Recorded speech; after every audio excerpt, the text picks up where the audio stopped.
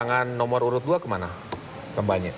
Ini yang pasti mereka juga bergerilya ya. Ini salah satunya kita bicara soal Jokowi ini. Okay. Nah, sosok Jokowi ini dikenal ya Ki sebagai orang yang sukses dengan proyek-proyek andalannya, baik saat menjabat sebagai wali kota Solo maupun gubernur DKI Jakarta. Ya, tapi sayangnya proyek-proyek andalan Joko Widodo masih meninggalkan banyak persoalan yang belum terselesaikan.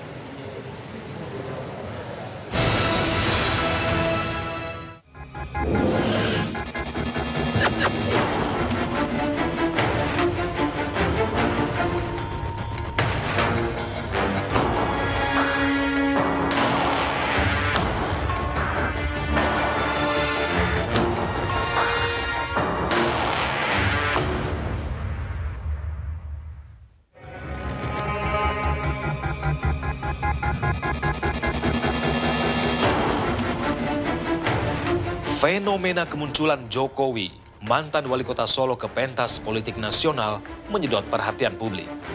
Selain belum memiliki karir politik yang matang, dulunya Joko Widodo dikenal sebagai pengusaha mebel yang lalu terjun ke dunia politik dan menjadi seorang wali kota Surakarta selama 2 periode. Kemudian lolos dalam perebutan kursi gubernur DKI Jakarta hingga akhirnya kini bertarung di ajang Pilpres 2014.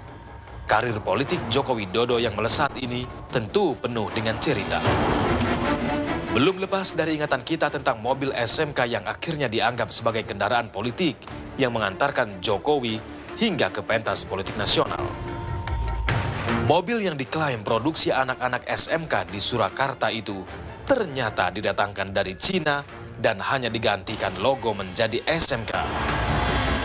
Bahkan PT SMK itu sendiri sekarang tidak jelas keberadaannya. Tim TV One menelusuri hingga ke Technopark, di mana mobil prototipe SMK yang pernah digunakan sebagai kendaraan dinas mantan wali kota Joko Widodo dan wakil wali kota FX Rudiatmoko. Saya sangat prihatin sekali itu karena memang kok tiba-tiba mobil SMK ini mencuat, dan saya memang kemudian berkesimpulan dari perjalanan 2 tahun yang lalu itu benar-benar ini sudah terjadi eksploitasi pendidikan untuk kepentingan politik. Waktu itu Pak Jokowi yang mau maju ke DKI begitu. Karena memang untuk mobil, beliau memakai mobil dinas produk SMK itu ya. Itu yang pertama memang kita nggak pernah lihat bahwa ada SMK itu buat produk sebuah mobil, itu kita nggak pernah tahu. Setahu saya di Komisi 4 waktu sidak di SMK itu yang ada adalah bongkar pasang ya. Bongkar pasang untuk mobil dari Kementerian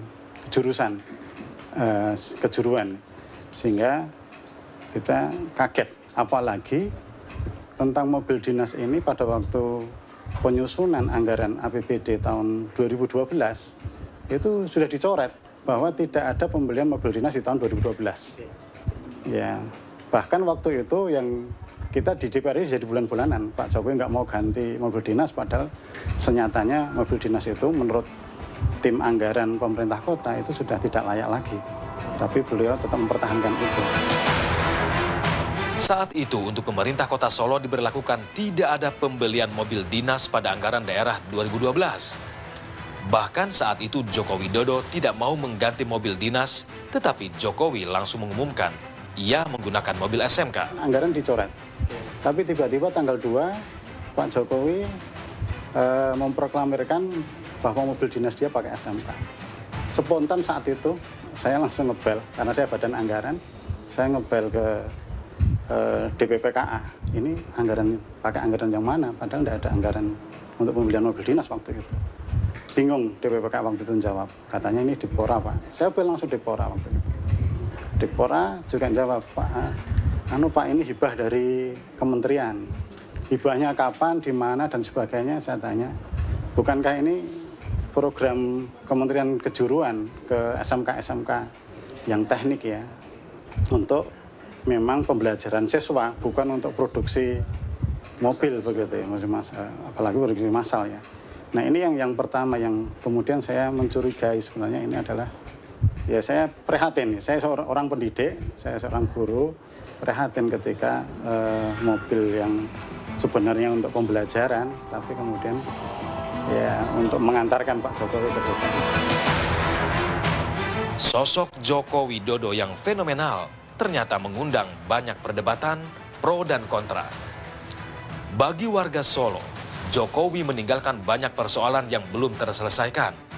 Keputusannya untuk maju dalam pentas pemilihan gubernur DKI Jakarta mengecewakan banyak pihak. Pembangunan yang dilakukan oleh Pemkot sendiri, itu banyak yang gagal. Yang pertama masalah City Walk. City Walk itu ternyata tidak berfungsi sama sekali. Bahkan banyak merugikan tukang becak.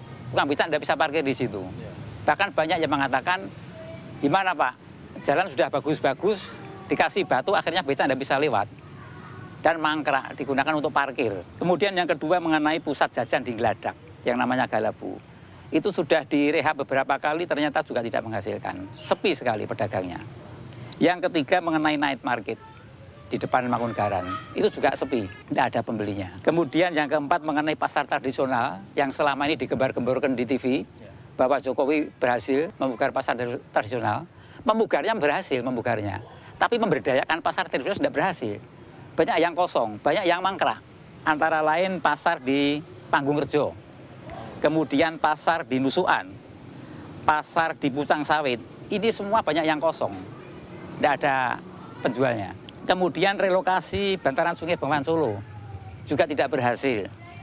Relokasi PKL dari Banjarsari yang tadinya 2.000, itu hanya bisa tertampung 400. 400 pun ternyata tinggal 200, karena yang 200 di tingkat atas tidak laku, mereka kabur.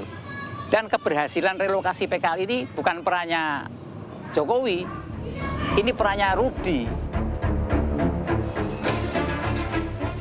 Sebagai contoh, kasus Hotel Maliawan di kawasan wisata Tawang Mangu Karanganyar.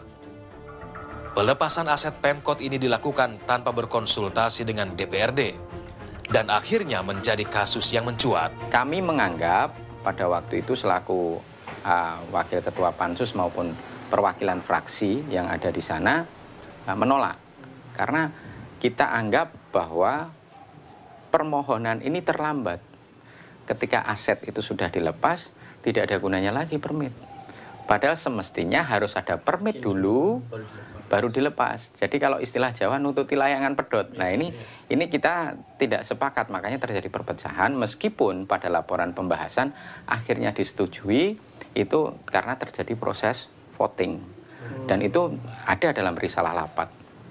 Baik dari rapat kerja Pansus sampai pada tahapan rapat paripurna untuk laporan pembahasan.